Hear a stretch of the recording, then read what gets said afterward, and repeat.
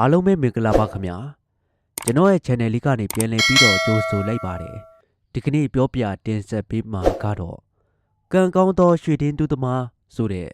ဇလန်းကောင်းလေးတစ်ပုဒ်ကိုပြောပြတင်ဆက်ပေးသွားမှာပဲဖြစ်ပါတယ်ခင်ဗျာအဆုံးထိလိုက်ပါနားဆင်အားပေးကြပါဦးခင်ဗျာကျုပ်အချင်းဦးစီးဌာနမှာအနည်း20ခန့်တာဝန်ထမ်းဆောင်ခဲ့စဉ်ကာလတွင်မိခင်အင်းစိန်ဗဟိုအကျဉ်းထောင်၌အထိုင်ချပြီးတော့စခန်းအသီးသည်နေထောင်အသီးသီးသို့ပြောင်းရွှေ့အမှုထမ်းရတယ်လူအမျိုးမျိုးအမှုအထွေထွေဖြင့်လည်းကြုံခဲ့ရပါတယ်ထို့အတွင်းမှာတော့မတော်တဆမှုများစိတ်မထိန်နိုင်တဲ့အမှုများစီးပွားရေးအမှုအမျိုးမျိုးဖြင့်ထောင်ကျသူများခိုးဆိုးလူနိုင်စသဖြင့်အဆုံအလင်ရှိပါတယ်ကျုပ်ရဲ့စိတ်ထဲမှာပဋိမှုလူလိမ်မှုနဲ့ကပိုင်းနိုင်မှုများကိုအမုန်းဆုံးပဲဖြစ်ပါတယ်1990ပြည့်နှစ်မှာကျုပ်အင်းစိန်ဗဟိုအကျဉ်းထောင်လေ့ကျင့်ရေးသင်တန်းကျောင်း၌ဒုတိယကျောင်းအုပ်အဖြစ်တာဝန်ထမ်းဆောင်ခဲ့ရတယ်။အရာရှိနဲ့အဆင့်တဲ့ထမ်းဆောင်ရသည်ကများပါတယ်။ဦးရေထောက်သင်တန်းစာများဖြင့်ဝန်ထမ်းစီးမြင်လက်နက်ငယ်သင်တန်းများနဲ့ကိုယ်ခံပညာသင်တန်းများကိုဘာသာရပ်ဆိုင်ရာအသီးသီးဖြင့်ပို့ချသင်ကြားပေးရခြင်းဖြစ်ပါတယ်။ကျုပ်ရဲ့တာဝန်မှာသင်တန်းကျောင်းအုပ်ရေးအပြင်ဦးရေထောင်ဘာသာရပ်များကိုလည်းနေ့စဉ်တနာရီတိတိသင်ကြားပို့ချရတယ်။သင်တန်းချိန်မှာမနက်9နာရီမှညနေ3နာရီထိဖြစ်ပါတယ်။သင်တန်းချိန်ပြီးတာနဲ့ကျုပ်ကအားပါပြီ။သင်တန်းချိန်ပြီးတာနဲ့သင်တန်းကျောင်းနေမှရှိ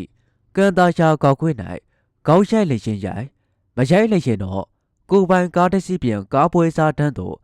တဦးတည်းလဲပြီးတော့ကိုပိုင်ကားဝယ်ချောင်းလေကားပွဲစားလုပ်တော့တယ်ထိုချိန်ကကြုံမှာကားနှစ်စီးရှိပါတယ်ဝယ်လိုက်ရောင်းလိုက်လဲလိုက်ဖက်လိုက်နဲ့ကားမျိုးမျိုးတော့စီးရတယ်အမျက်အစွန်းကြောင်မဟုတ်ပဲဝါသနာတစ်လျှောက်လှုပ်ချင်းသာဖြစ်ပါတယ်ဒီနေ့တွင်တော့ကျုပ်သေးနှန်းချိန်ပြီးတာကြောင့်အသေးလဲထားတဲ့ကားကလေးဖြင့်အင်းစိန်ပွဲစားတန်းတို့သွားရှင်အလုံးမှာကားကလေးမှာစနိုးလို့မရဖြစ်ပါတယ်တက်တဲ့လောက်မတက်လောက်စစ်ဆေးကြည့်တယ်ဘက်ထရီကောင်းတယ်ပလက်များလည်းကောင်းပါတယ်ကွိုင်လည်းကောင်းတယ်အပြည့်ရှာမရပါသင်တန်းကျောင်းမှာကားဆရာများကိုလည်းလာရောက်ပြီးတော့စစ်ဆေးပေးကြတယ်တွန်းနိုးတယ်ခဏသာနိုးပြီးတော့ဂီယာထဲတာနဲ့ဆက်ကပြန်ပြီးတော့ရက်သွားတယ်ကျုပ်တို့ဘာလို့ရမှန်းမသိပါဒါကြောင့်မလို့သင်တန်းကျောင်းဆရာများထဲမှာဦးဆန်းမောင်ကနေဆရာဝက်ရှော့ဆရာခေါ်ချင်ကောကားကိုသင်တန်းသားတွေနဲ့တွန်းပြီးတော့အပြင်ဝက်ရှော့ကိုပို့ချင်ဖို့ကျွန်တော်တို့တော့မတက်နိုင်တော့ဘူးအေးဗျာကားကလည်းအကောင်အင်ဂျင်ကလည်းအသေးကြီးပါကျွန်တော်မနေ့ကမောင်းလာတာအကောင်ကြီးပဲမနက်ကလည်းအိမ်ကသင်တန်းကျောင်းကိုမောင်းလာတာဆက်နိုးတာလည်းလွဲပါတယ်ဘလို့ဖြစ်နေလဲမသိပါဘူးဗျာဒေါ်စင်မာတီးတန်ထောင်တို့ထမင်းပို့ပေးရတဲ့ကအားမောင်းနဲ့ကြော်ဝင်းကရောက်လာပြီဆရာကဘာဖြစ်တာလဲထောင်တွင်းထဲကိုတွန်းသွားပါလားဆရာရိတ်ခါဌာနမှာဆက်ပြေမြောက်တင်တောင်ရှိပါတယ်ကားပြင်တာအရန်ကျွမ်းနေဆရာအေးကွာအဲ့ဒါပဲကောင်းပါတယ်ဝက်ရှော့ကလည်းထောင်အပြင်အဝေးကြီးသွားရမှာကျုပ်ရဲ့ကားကလေးကိုတင်တန်းသားများအကူအညီဖြင့်ဝိုင်းပြီးတော့တွန်းပြီးထောင်တွင်းရှိရိတ်ခါဌာနသို့ဝိုင်းပြီးတော့တွန်းခဲ့ကြတယ်ရိတ်ခါဌာနသို့ရောက်တာနဲ့ဆက်ပြေစရာအကျင့်သာမြောက်တင်တောင်းဆိုသူကလာကြည့်တယ်ဆရာကအင်ဂျင်ကောင်းကြီးပါကျွန်တော်စစ်ပြီးပါပြီပွိုင်လဲကောင်းပါတယ်မကောင်းတာအော်ဒက်ဆာဆရာမြောက်တင်တောင်းကအော်ဒက်ဆာဘူးကိုဖြုတ်ပေးတယ်ဆရာဒါကလေးဝယ်ပေးပါဂျပန်အစိမ့်ရရင်တော့ပို့ပြီးတော့ကောင်းတယ်ဆရာကားကလေးကနောက်အင်ဂျင်ဆိုတော့ပူတယ်အော်ဒက်ဆာကောင်းမှဖြစ်မယ်အေးငါဝယ်ပေးမယ်ကျုပ်အချုပ်ရုံးမှာဒုတိယတက်ကျက်ဆန်းဦးကိုပရင်အောင်ကားပစ္စည်းဆိုင်တော့စပိန်နဲ့လွတ်လိုက်ပါတယ်နာယူဝက်ခန့်ကြားတဲ့အခါမှာဆန်းဦးကပြန်ရောက်လာတယ်ထိုးစင်အတွင်းမှာစက်ပြေစရာမြောက်တင်တော့ကကျုပ်ရဲ့ကားကလေးအောက်ပိုင်းကိုစစ်ပေးတယ်ဆရာကားလေးကအတော့ကိုကောင်းပါတယ်အောက်ပိုင်းမှာအပြစ်မတွေ့ပါဘူးဒါပေမဲ့ဒီကားလေးကစီစားသက်သာအောင်လှုပ်ထားတော့နည်းနည်းချူချာတတ်တယ်နောက်အင်ဂျင်တက်ထားတော့ပို့တယ်ခကြီးဝေသွားလို့မရဘူးမြို့တဲဟိုနားဒီနားပဲကောင်းပါတယ်အေးကွာငါလဲကားကလေးကတက်လွန်းနေပြီမိသားစုစီးဖို့ကြဲကြဲဝင်းဝင်းရှိတာနဲ့မစတာစီတင်ကားနဲ့အလိုက်ရလို့လဲလိုက်တာစက်ပြေစရာမြောက်တဲ့တော့ကအော်ဒက်ဆာလဲပြီးတာနဲ့ ဆက်နိုးခိုင်းပါတယ်ချက်ချင်းနိုးတယ်အဲ့ဒါပဲဆရာဒီကားလေးတွေကပစ္စည်းမှန်ထည့်ရင်ကောင်းပါတယ်နောက်လေဆရာလိုအဲ့ရင်လာခဲ့ပါကျွန်တော်က1300နဲ့ကြာတာနှစ်လောက်ကျန်သေးတယ်မိခဘာမှုနဲ့လေဒါနဲ့မြောက်တင်တောင်းလို့ဘာလို့ခေါ်တာလဲကျွန်တော်အမှုကဓာခုမှုဖြစ်တာပါဆရာမြောက်တင်တောင်းလို့ခေါ်တာကတော့တစ်ပေတဲ့ကျွမ်းလို့အပေါင်းအသင်းတွေကနောက်ပြောင်ပြီးတော့ခေါ်တာပါဆရာကျွန်တော်ကသားရှာဝတီမြို့နယ်လဲလန်းကူးရွာဇာတိပါဟာအဲ့ဒါဆိုမင်းမိုးဆိုးအောင်တန်းကိုသိသလားသူလဲဓာခုမှုနဲ့1300နဲ့ကြာလို့ငါနဲ့ရန်ကုန်မန္တလေးအမြန်လမ်းမှာဆုံခဲ့တာငါတပည့်အရင်ပဲလဲလန်းကူးရွာဇာတိပဲတိတပဆရာရဲ့ကျွန်တော်တငယ်ချင်းအရင်မဲ့ဥစ္စာသူကကျုံနဲ့ထောင်မကြခင်တပိတ်ချင်းဘက်ကိုသွားပြီးတော့ရွှေရှာခဲ့ကြသေးတယ်ဆရာတပည့်ကအခုတာရှာဝတီမှာကဲလာကွာငါလည်းအပြင်ကိုမသွားတော့ဘူးရိခါရုပ်ကိုင်းမှာထိုင်ပြီးတော့လက်ဖိတ်ရှည်တောင်းရင်စကားပြောအောင်မင်းအားတယ်မဟုတ်လား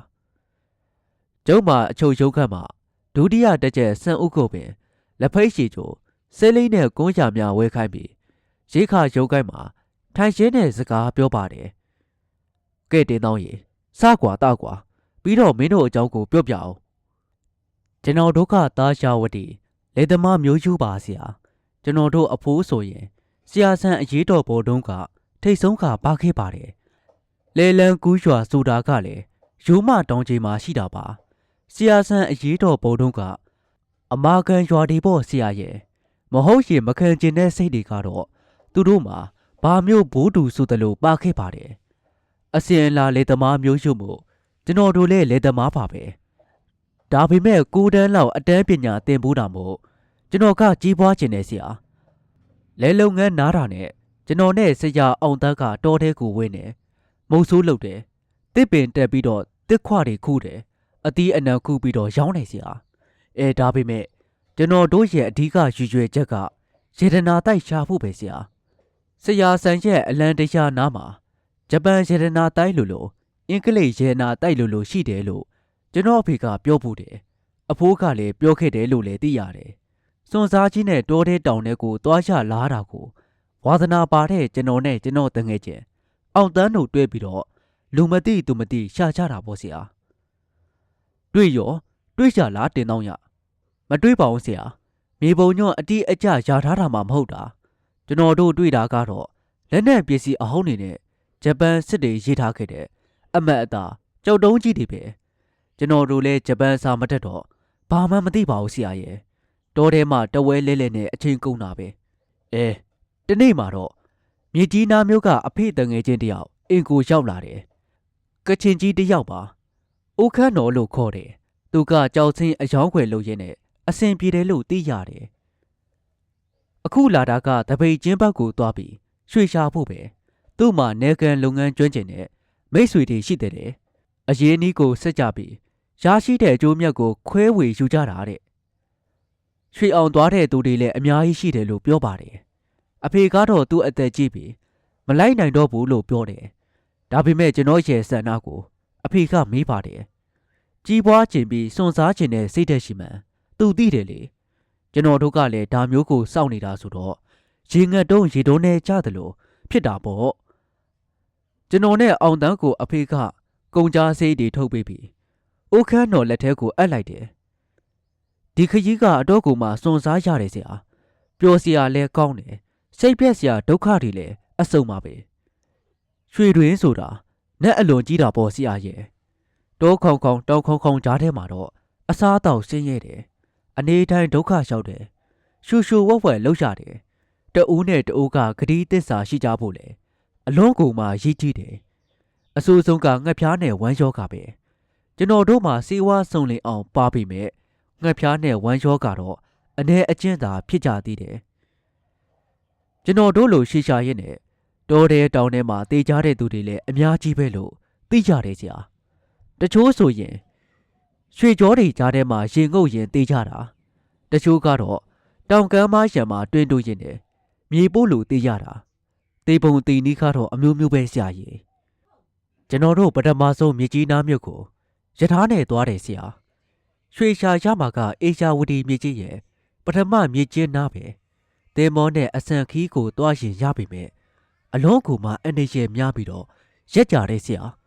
ဒါကြောင့်ဦးခန်းတော်နဲ့ဒေသခံမိတ်ဆွေတွေပူးပေါင်းပြီးတော့မြေကြီးနားကတဆင့်အစုံခီးကိုရွေးချယ်ခဲ့တာကျွန်တော်တို့မြေကြီးနားမြို့ကနေအေရှာဝတီမြေကြီးကိုစုံပြီးဆင်းဖို့ပြည်တွင်းရေးရေလမ်းကြောင်းကနေ CBB တင်မောကြီးကိုစီးရတယ်ဆရာခကြီးတဲ့ကတရားကြော်တယ်တင်မောကြီးကမနက်9 နာရီမှာမြေကြီးနားစိတ်ကနေပြီးတော့တရွှေ့ရွှေ့ထက်ခဲ့တယ်အေယာဝတီမြေကြီးရဲ့လက်ဝဲဘက်မှာတော့ຫນွေဦးလက်ကျန်နင်းမုံတွေအုပ်ဆိုင်နေတဲ့ဝိုင်းမော်မျိုးကြီးဟာတရွှေ့ရွှေ့ကြံခဲ့ပါတယ်ရှေ့ညာဘက်အဝေးမှာတော့ဇီးကျွန်းလို့ခေါ်တဲ့ကျွန်းကြီးကိုတွေ့နေရတယ်အဲ့ဒီကျွန်းကြီးဟာအေယာဝတီမြစ်လယ်မှာတောင်ထုံးပြီးတော့ဖြစ်နေတာပါရေနူကျွန်းဖြစ်လို့ကျွန်းပေါ်မှာတောင်ကျဆက်ခင်းထားတာစိမ့်ဆူနေတာပဲအဆောင်တဲကလေးတွေကိုလည်းဟိုတစုဒီတစုတွေ့ရတယ်ဇီးကျွန်းကိုလွန်တော့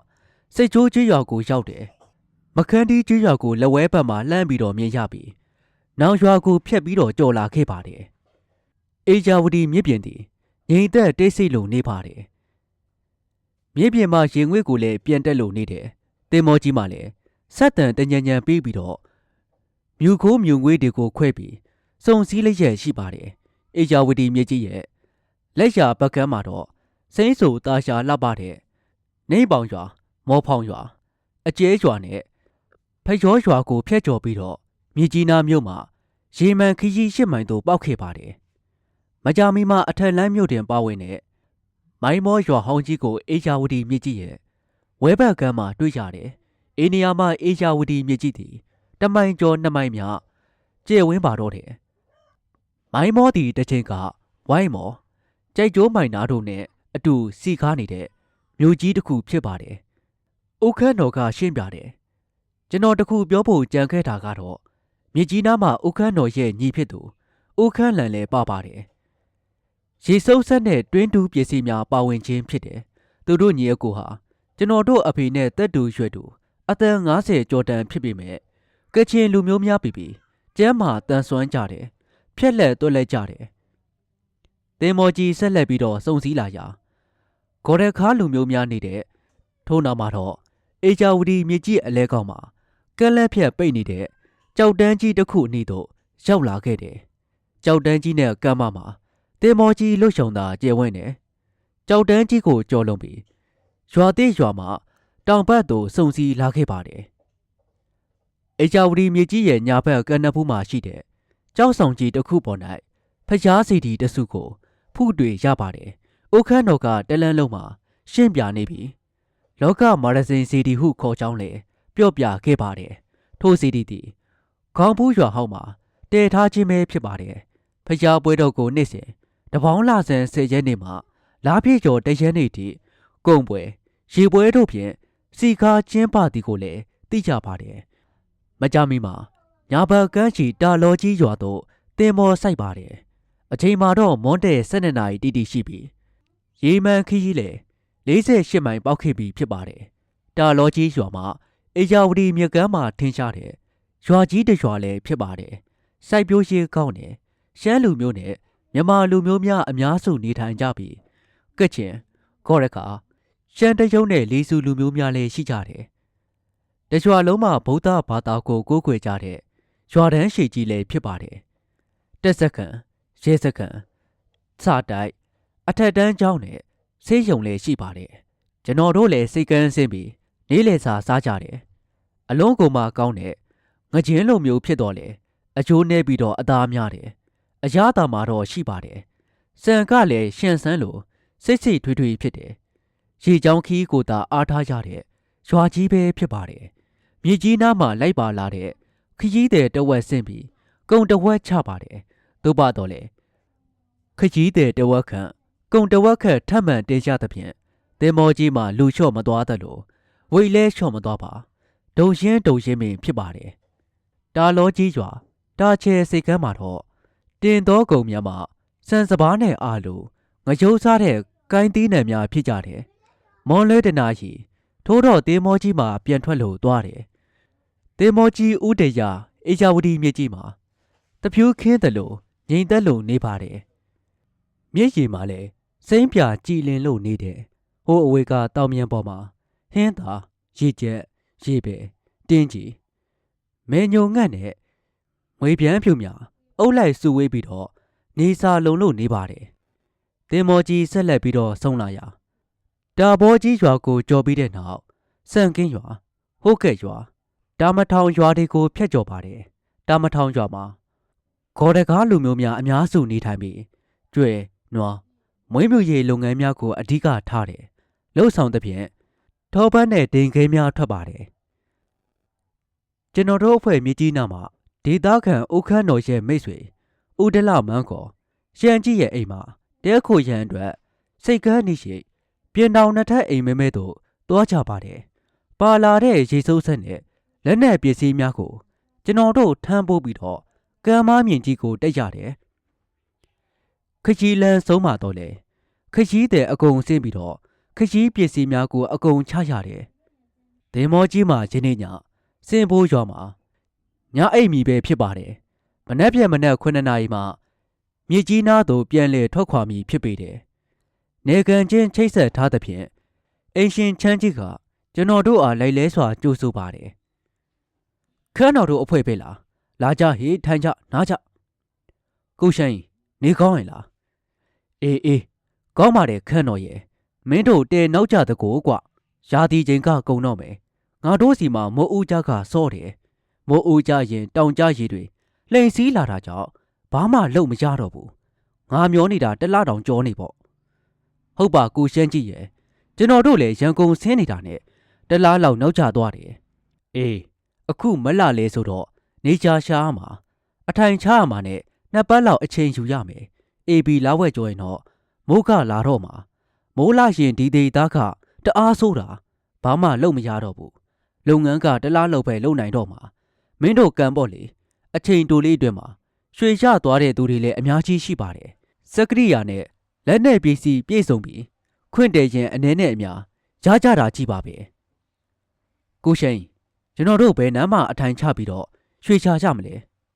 အဲ့ဒါငါလို့ပါခန်းတော်ရဲ့ဒီကားနေမျောကြီးလိုက်ရင်ဟိုးဝေမှာပထမမြင်းချင်းရဲ့ဒီဘက်အဝါကိုတွေ့ရလိမ့်မယ်အထီကျွာကားဆိုရင်2 မိုင်ခွဲလောက်ဝေးတယ်အထီနာတဝိုက်မှာရာရှိစကန်းချပြီးတော့ရွှေရှာဖို့ငါရှိစုထားတယ်တခြားသူတွေကတော့မြေကြီးအလဲနဲ့ဟိုဘက်ထိပ်မှာရှာကြတာများတယ်တချို့ကလည်းကံပါရံမှာတွင်းတူးပြီးတော့ရှာကြတယ်မြေပြိုလို့မသာဖြစ်ကုန်တာလည်းမနှဲဘူးငါကားတော့အနေရေကင်းခင်ဒီဘက်ထိပ်ကန်းချီမှာရှာမယ်ငါ့ကိုအိမ်မက်ပေးတာကလည်းဒီဘက်အပိုင်းမယ်ရကိုရစီရမယ်ကွာထိုညကဦးခန်းတော်ကကျွန်တော်တို့နဲ့ဦးရှမ်းကြီးအားမိတ်ဆက်ပေးပါတယ်ဦးရှမ်းကြီးကလည်းကျွန်တော်တို့အဖွဲ့ကိုဒေသထွက်ကောင်းညင်အရက်တာငါတို့ဖြင့်ဧကန်နေစင်ဖိုးရွာကြီးမှာတာငါပေါ်သည့်အပြင်အသီးအနှံလည်းအလွန်ကိုမှပေါ်ကြောင်သိရတယ်ပြည်မားနဲ့ဝေးကွာပြီးတော့ခကြီးပန်းပြီးတော့ခက်ခဲတော်လေလူဦးရေထူထပ်ပြီးတော့တာယာဝါပြောတဲ့ရှေးဟောင်းရွာကြီးတွေရွာမှာဖြစ်ပေပါတယ်ကျွန်တော်တို့ထိုညကဦးရှမ်းကြီးအိမ်မှာကောင်းမွန်စွာပဲအိတ်ကြရတယ်လုပ်ငန်းအနေဖြင့်ကျွန်တော်တို့ကစက်ကရိယာများငွေဆိုင်ရသည်ဖြစ်ပြီးလုပ်ငန်းကိစ္စဝါဝကိုဦးရှမ်းကြီးကသူ့ရဲ့အလုပ်သမားများဖြင့်ဦးဆောင်လုပ်သွားမည်ဖြစ်ပါတယ်ရရှိလာမဲ့အကျိုးအမြတ်ကိုကျွန်တော်တို့ငွေဆိုင်ပစ္စည်းဆိုင်နဲ့လူ4 ဦးနဲ့အပါအဝင်9 ဦးအတွက်9 ပုံပုံပြီးတော့တပုံစီခွဲယူရန်ဖြစ်ပါတယ်အလုပ်သမားများကိုစားစိတ်အပြင်နေတွက်ခါလည်းပေးကြတယ်ဦးရှမ်းကြီးမှာဒေသခံလည်းဖြစ်ပြီးလုပ်ငန်းကျွမ်းကျင်သူဖြစ်တာကြောင့်ကျွန်တော်တို့ဆရာတင်ပြီးသဘောတူလိုက်ကြတယ်ကုန်ကြငွေမှလည်းရေစိုးဆက်ဖို့သာအများဆုံးဖြစ်ပြီးတော့ကျန်တဲ့လက်နက်ပစ္စည်းများမှာဝယ်ယူစရိတ်နဲ့ခရှိစရိတ်စားတောက်စရိတ်လုံအားကားတို့မှာနေပါတယ်ကျွန်တော်တို့4 ဦးစုဆောင်းငွေမှာတကြောက်တသိန်းဖြစ်ပြီးတော့ငွေ4 သိန်းမတည်ခြင်းပဲဆိုနိုင်တယ်ထိုအချိန်ကငွေ4 သိန်းမှလည်းအတော့ကိုမှတန်မိုးရှိတယ်ကားလက်တစ်စီးဝယ်နိုင်တယ်နောက်တစ်နေ့မနက်မှာကျွန်တော်တို့မနက်စောစောစားကြပြီးဦးရှမ်းကြီးစီစဉ်ပေးတဲ့အလုပ်သမား3 ဦးနဲ့တို့လက်နက်တချို့နဲ့စားနဲ့ရိတ်ခါထမ်းပို့ပြီးပထမမြေကျင်းဘက်သို့ရှောက်ခဲ့ကြပါတော့တယ်ကန်းဆန်တန်ရှောက်ခဲ့ကြရာ2 မိုင်ခွဲခန့်ဝေးတော်လေလမ်းမှာဖုံးနေ၍လမ်းလျှောက်ရှိကောင်းပါတယ်ပထမမြေကျင်းကိုကျမဘတ်ထိပ်ဝမှာမြင်နေကြသည်မှာအေယာဝတီမြေကြီးအား တောင်ကြီးတတောင်ကအပေါက်ပိတ်ထားသလိုမြေကြောင်းကြီးသည်မြင်းချင်းနေရာနဲ့အကွေ့ကောက်ပြီးတော့ပျောက်ခွေသွားပါတယ်ကနက်ဖက်၌လေမြမမတ်ဆောက်လာတဲ့ကြောက်တုံးကြီးများနဲ့ညိုစိတ်နေတဲ့တောကြီးများကဖုံးလွှမ်းထားတယ်တကယ်ပင်ကိုမှတာရှာလှပတဲ့နေရှာပဲဖြစ်ပါတယ်အေယာဝတီမြစ်ကြီးသည်အထက်ပိုင်းနယ်တမိုင်ကျော်2မိုင်မြကျယ်ဝန်းခဲ့တယ်အေယာဝတီစစ်စင်းညာ၌တသွင်းသွင်းတငင်ငင်စီးဆင်းခဲ့တယ်သို့ပါတော့လေအိန္ဒိယမြေချင်းနေရာ၌မူအေယာဝတီမြစ်ကြီးသည်ဂိုက်တရာမှဂိုက်3ချတွင်းသာကျယ်ဝန်းပါတော့တယ်အချိန်ဖြည့်စီးလာတဲ့မြစ်ရှည်ကလည်းကြောက်တုံးနဲ့ကြောက်ဆုံကြီးများကိုတဝုံဝုံတဝုံဝေါ်အော်မြီတက်ခိုက်ပြီးတော့စီးဆင်းသွားပါတယ်ဒါကြောင့်လေအိန္ဒိယမှာရွှေထက်တီလာတော့မသိနိုင်ပါကျွန်တော်တို့အဖွဲ့ပထမမြေကျင်းအနီးတောင်မြင်ပေါ်၌အထိုင်စကန်းချရန်တဲထိုးကြတယ်မြေတူမြေစမ်းကြတယ်လောက်ွက်ရှာကြတယ်တေဝါနဲ့ထင်းစုကြတယ်တပတ်တာအချင်းကုံသွားတော်လေဒေတာခံဦးရှင်းကြီးကကျွမ်းကျင်သူပြီးနေကြမကြိုက်သေးဘူးသဖြင့်လုပ်ငန်းခွင်မှာမဝင်နိုင်သေးပါကျွန်တော်တို့တပတ်စာရိတ်ခါကိုစင်ပိုကြီးရွာသို့ပြန်ဝယ်ရပြန်တယ်တတိယပိုင်း၌ထိုအတူပင်လောက်ွက်ကိုရွေးချယ်မရသေးပါနေ့စဉ်လဲပွဲထိုးပြီးတော့ပူဇော်ရပါတယ်ကျွန်တော်တို့စိတ်တဲ့ကြားစာပြုတ်လာတယ်ငှက်ဖျားနဲ့ဝမ်းရောဂါများဝင်လာတော့လေစေဝါစုံလင်စွာပတဲ့၍ကျွန်တော်တို့တက်တာခဲ့ပါတယ်။နှွေးချသည်ဖြစ်တော်လေဤမြေဝမ်းဒေသမှာရေကိုးရေငွေများဒေါ်ရှိတ်တောင်ရှိန်များကြောင့်အလွန်ကုန်မှချမ်းဤတယ်။မြေပြင်တကြောမြောက်ဘက်မှတက်ခိုက်လာတဲ့လေကလေကြောက်တုံးကြီးများနဲ့ထိခိုက်ပြီးပြန်ကန်လာရာလွန်စွာမှစိန်ပြီးတော့အေးလာတယ်။ကျွန်တော်တို့ထိုင်မှန်းပြီးတော့စိတ်ထက်ကြနေတော့လေဦးချမ်းကြီးနဲ့သူ့ရဲ့အလုပ်သမားများကတော့တိုင်ကျင်သားများပြီးတက်ကြွစာနဲ့အလုပ်လုပ်ကြတယ်နေချာပြောင်းပြီးတော့ရင်ငုပ်တယ်မြေတူးတယ်မြေနမူနာယူတယ်သူတို့ရိုးချတလိပ်ဖြင့်စမ်းသက်တယ်ကတော်ပွဲကတော့နေစဉ်ပေးကြတယ်သို့ပါတော့လေတော်ပါသေးတယ်အုံငှက်ပြောပေါ်များစွာထက်တဲ့အေချောင်ဒီကမ်းပေရွာများနဲ့နေတဲ့ဖြင့်စရိတ်စကတက်တာတယ်တတိယဘက်ပထမနေ့မှာကတော်ပွဲပေးပြီးတာနဲ့ကျွန်တော်တို့တဲရှိရှိကန်းဦးရေတိတ်ပိုင်းရေငိန်သောကန်းဆန်မှာဦးရှင်းကြီးနဲ့တပည့်3ဦးရေတဲ့တို့တလဲစီဆင်းကြတယ်ရေငုံရွှေမြေနမူနာယူကြတယ်ဦးရှင်းကြီးရှင်းပြီးတော့ရေငုံပြီးတော့ပြန်တက်တဲ့အလဲမှာလက်သေးခွင်ကရွှေစားလီတစားကပါလာခဲ့ပါတယ်ကိုခန်းတော်ကြီးအောင်ပြီပြိုးအောင်ပြီအပေမန်းခံပြီးတော့အဝေးကိုလိုက်ရှာနေတာရွှေကြောကကျုပ်တို့တဲရှိတက်မှာပဲရှိတယ်ပြို့ကဲတပည့်တွေတယောက်တည်းလဲဆင်းကြရေပုံးနေယူပြီးတော့ငါဆင်းတဲ့နေရာကမြေကြီးကိုရနိုင်သမျှတို့ပြီးယူလာခဲ့ကြလားဟုတ်ဆရာဦးရှမ်းကြီးဘလို့ဆက်လို့မလဲရွှေကြောကိုတွေးပြီးလေငါတို့ရဲ့နောက်တဲ့နေ့မှာတပည့်တွေကရေငုံမြေစင်းတူပြီးရေမြေတွေကိုရေဆက်နဲ့စုပ်တင်ရမှာပေါ့အပေါ်ရောက်မှမျောတိုက်ပြီးရွှေရှာရမယ်ရွှေမုံမဟုတ်ဘူးရွှေကဲကလေးကန်ကောင်းရင်တပိဿာနဲ့ချီပြီးတော့ရမယ်လေကောင်းတာပေါ့ဗျာဝမ်းသာပါပြီရဲ့ကျွန်တော်တို့အပေမန်းခံစွန်စားကြကြိုနှက်ပြီးထဲမှာတဲ့ဦးရှမ်းကြီးရဲ့ဒါပေါ်ငါတို့ရဲ့ဒါပေမဲ့ဒီကိစ္စမျိုးကကန်ကောင်းပြီးကန်ဆိုးတတ်တယ်နှုတ်လုံရမယ်စီကန်ရှိရမယ်စကားပြောဆိုစင်ကြင်ရမယ်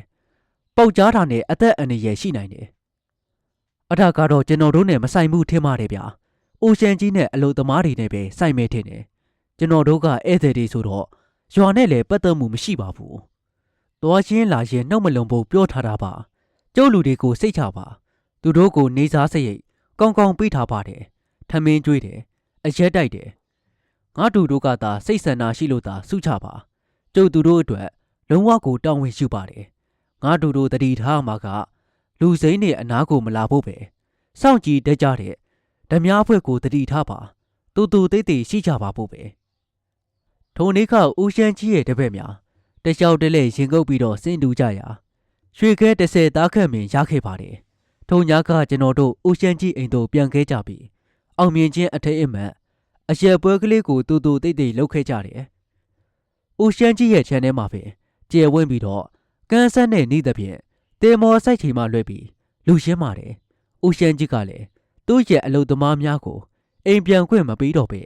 ၎င်းရဲ့အိမ်မှာပဲအိတ်စီခိုင်းပါတယ်ကျွန်တော်တို့မနှက်ပြန်လုပ်ငန်းကြီးစတင်ရန်အစီအစဉ်ဆွဲတယ်ညမှာစောစောအိတ်ကြပြီးမနဲ့အာရှုံဦးမှာပဲထားကြပြီးတော့မနှက်စာစားကြတယ်ရေစိုးစက်နဲ့ကိရိယာများကိုရိတ်ခါများထမ်းပြီးတော့လုပ်ငန်းခွင်ကိုဆင်းကြတယ်ထုံးစံတိုင်းပဲကတော်ပွဲပြီးတဲ့နောက်ရေစိုးစက်ကိုအထိုင်ချပြီးအိုရှန်ကြီးနဲ့တပည့်များရေအောက်ဆင်းပြီးတော့တူးဆွားကြတယ်မြေသားနဲ့ရေများကိုရေစိုးစက်ပြန်ကမ်းမော်ကိုစုပ်တင်ကြတယ်ကျွန်တော်တို့ဘက်ကမီးဖို့ပေးပြီးကမ်းမော်သုံးလျှောက်တာနဲ့မြေသားများကိုမျောတိုက်ပြီးတော့ရွှေကိုရှာကြတယ်အိုရှန်ကြီးတို့အဖွဲကလည်းအားတိုက်တရောပင်တဲလဲစီငုတ်လိုက်မြေတူးလိုက်ပြန်တက်ပြီးတော့မီးလုံလိုက်နဲ့အလုံးရှုံနေပါတယ်ထိုနေ့ကရွှေခဲကလေးများ90ကျက်သားခန့်ရတယ်နေဆောင်တော်ကျွန်တော်တို့စင်ပူရွာဦးချမ်းကြီးအိမ်တို့ပင်မပြန်တော့ပဲကန်းဆက်တဲစခန်းမှာပင်ညအိတ်ကြပါတော့တယ်တလဲစီတော့ကင်းဆောင်ရတယ်လောဘတဲကြပြီးဖြစ်၍ရှေ့ရေးကိုတွေ့ပြီးကျွန်တော်တို့ကောင်းစွာအိတ်မပြောတော့ပါကျောင်းဆောင်ကိုလှမ်းပုတ်တဲ့အတန်တဝုံဝုံပရစ်နဲ့ပရစ်ရင်ခွဲအော်တန်များကိုနားဆင်ပြီးတော့မိုးလင်းတော်တယ်ရွှေကြောတွေတွေ့ပြီးပထမပိုက်မှာရွှေခဲကလေးများ3ပိတ်သာခန့်ရပါတယ်ဒုတိယပတ်မှာ2ပိတ်သာခန့်ရတယ်အချိန်မှာတော့အေပီလာစန်းသာဖြစ်တော်လေအေချာဝတီမြစ်ကြီးမှာနောက်ကျပြီးတော့ရေတိုးလာတယ်ရင်ငုံချသည်မှာပုံမနိုင်ဆိုင်လိုလာခဲ့ပါတယ်ရေဘက်ကိုစိုက်ကြသည်မှာလေယူဆောင်လာတဲ့အပူပိုင်များကုန်ပြီဖြစ်ပါတယ်ရွှေမြေမှာလည်းအတက်နဲလာခဲ့တယ်ကန်းဆက်မှာမြင့်တက်လာပြီးတော့တူးချင်းမှသာနှက်ရှမ်းလာသဖြင့်မျက်ရည်ကျမ်းပြန်ကိုရေစုပ်ပိုက်ကမမီကျင်တော့ပါအလုသမားများရေတစ်ခါငုတ်ရင်အတော်ကိုမှကြာတော့လေအကျိုးဖြစ်တော်မူနေပါလာခဲ့တယ်ကျွန်တော်တို့အလုသိမ်းကြတော့မယ်အခြေအနေပင်ဖြစ်ပါတယ်ဒါကြောင့်မလို့ဦးရှမ်းကြီးကပြောပါတယ်အထက်မှာမိုးရွာလာပြီးလုပ်ငန်းခွင်ရက်မှာဖြစ်တော့မယ်ကျုပ်လူတွေလည်းရေနဲ့ငုတ်ရတော့ပင်မပြီးတော့ဖျားနေကြပြီဒီလောက်ပဲပြီးလို့သဘောထားကြပါဟုတ်လဲဟုတ်ပါတယ်မျက်ရည်မှာတိုးသဖြင့်ရေငုံကြသည်မှာနှက်ဆိုင်လွန်နေရွှေခဲများလည်းအပါနေပါတယ်ဒါကြောင့်မလို့ကျွန်တော်တို့ထိုနေ့ညနေကလုပ်ငန်းစောစောသိမ့်ပြီးအိုရှန်ကြီးအိမ်တို့ပစ္စည်းများတည်ပြီးတော့ပြန်ခဲ့ကြတယ်တေးစခန်းကိုတော့ခြေချလက်ချမပြတ်ဒီအတိုင်းပဲထားခဲ့ကြတယ်ညမှာအိုရှန်ကြီးတို့နဲ့ရှေ့ရာခွဲကြတယ်အသက်ကြီးဆုံးဦးခန်းတော်ကမြတ်တစာခွဲဝေပေးတယ်ကျွန်တော်အောင်တန်းဦးခန်းတော်နဲ့ဦးခန်းလန်တို့ကရွှေတပိတ်သားစီရွှေတူးကောင်းဆောင်အိတ်ရှင်ဦးရှမ်းကြီးကိုလည်းတပိတ်သားပေးမယ်ကြံတဲ့ရွှေ90သားကိုတော့အလုသမား3ဦးကို10သားစီခွဲဝေပေးပြီးကြံ20သားကိုတော့ကျွန်တော်တို့အဖွဲ့ရေစိုးဆက်ဖို့နဲ့လမ်းစရိတ်ဖို့ခြံထားလိုက်တယ်ရေစိုးဆက်နဲ့လက်နက်ကိရိယာများကိုလည်းဦးရှမ်းကြီးကိုအနံလိုက်ပါတယ်နောက်နေ့ပွင့်လင်းရာသီမှာထပ်မံဆုံးကြပြီးရွှေချာကြားဖို့ပါအားလုံးကလည်းသဘောတူကြတယ်ညမှာအိုရှန်ကြီးအိမ်မှာအိတ်တော်လေလုံခြုံမှုရှိတာကြောင့်ကောင်းစွာမှအိတ်ဆက်နိုင်ပါတယ်နောက်တစ်နေ့မနက်9 နာရီမှာတော့ကျွန်တော်တို့အဖွဲ့တင်မောကြီးဆင်းပြီးတော့မြစ်ကြီးနားကိုပြန်ခဲ့ကြတယ်မြစ်ကြီးနားကအိုခန်းတော်အိမ်မှာတညအိတ်ပြီးတော့အနားရှူပြီးနောက်တစ်နေ့မနက်မှာမန္ကလေးကိုရထားနဲ့ပြန်ခဲ့ကြတယ်ဆရာရဲ့တာရှာဝတီပြန်ရောက်တဲ့အထိအနည်းရှယ်ကင်းစင်ခဲ့ပါတယ်အဲ့ဒါဆိုငါ့ရဲ့တပည့်အောင်တန်းလေချမ်းသာသွားတာပေါ့နော်နောက်နေ့ပွင့်လင်းရာသီမှာမင်းတို့စင်ဖို့ကိုထပ်ပြီးတော့သွားသေးသလားမသွားပြေးကြတော့ဘူးဆရာကျွန်တော်နဲ့အောင်တန်းအလုပ်ကိုအတူလုပ်ပြီးရန်ကုန်သားရှာဝတီအဝေးပြေးကားထောင်တယ်ပထမတော့ဒရိုက်ဘာတွေစက်ပြင်ဆရာတွေငှားတာပေါ့နောက်တော့ကျုပ်တို့လည်းကျွမ်းကျင်လာလို့တလဲစီကားမောင်းတယ်ကားမောင်းရှင်းနဲ့စက်ပြင်တက်တာပေါ့ဆရာရဲ့ဒါနဲ့မင်းအမှုဖြစ်တာဘလို့လဲတာရှာဝတီသားတွေပဲဆရာရဲ့မဟုတ်မခန့်မို့ကားဆွဲရင်းနဲ့လူမိုက်ဆိုတဲ့အကောင်ကပတ်စံမပေးပေနဲ့ကားစီးတဲ့အပြင်အရက်ဖိုးပါမိုက်ကြီးခွဲပြီးတော့တောင်းလို့ကျွန်တော်နဲ့ရန်ဖြစ်ကြတယ်အထသူကဓာတ်နဲ့ကျွန်တော်ကိုအရင်ထိုးတာကျွန်တော်ကသူ့ဓာတ်ကိုပြန်လုပ်ပြီးတော့သူ့ကိုပြန်ပြီးတော့ထိုးလိုက်တာကံကောင်းလို့သာမသိတာဆရာခကြီးတယ်တွေဝိုင်းဆွဲလို့ပေါ့မဟုတ်ရင်အသေးလုံးမိမှာကျွန်တော်လည်းလက်မှာဒန်းချရှာသွားတယ်အဲ့ဒါနဲ့ထောင်သုံးနေကြတာပဲဆရာတပည့်အောင်တန်းကတော့ သူတယောက်တည်းကားမောင်းဆက်ပြေမော်ဆရာရဲ့ကျွန်တော်လွတ်ရင်တော့ရွှေဘိုရွာကိုသွားပြီးတော့ရွှေရှာအောင်မယ်ဆရာဘဝတလန်းကဒါပဲရှိတယ်ဆရာရွှေဆိုတဲ့အရာမှာနေကြီးတဲ့ဂရီးသစ္စာရှိတဲ့သူများသာဖြစ်ရတယ်စွန်စားရှာဖွေပြီးအကျိုးကျေးဇူးမခံရသူများရှိပါတယ်ထို့ထဲမှာကံကောင်းထုံးမှပြီးတော့မြောက်တင်တောင်းတဲ့ကျွန်တော်ရဲ့တပည့်အောင်တန်းတို့ထိုက်တန်စွာအကျိုးကျေးဇူးခံစားကြတယ်သို့ပါတော့လေဒုတိယကြိမ်မှာတော့သူတို့ကံကောင်းနိုင်အောင်မလားမသိနိုင်တော့ပါဟုတ်ကဲ့ပါခင်ဗျာဇလန်လေးကတော့ဒီနေရာမှာတင်ပြီးဆုံးလို့သွားခဲ့ပါပြီဇလန်လေးကိုဆုံးထိလိုက်ပါနားဆင်ပြီးတဲ့တအိုးတယောက်ချင်းစီကိုကျေးဇူးအများကြီးတင်ပါတယ်ခင်ဗျာ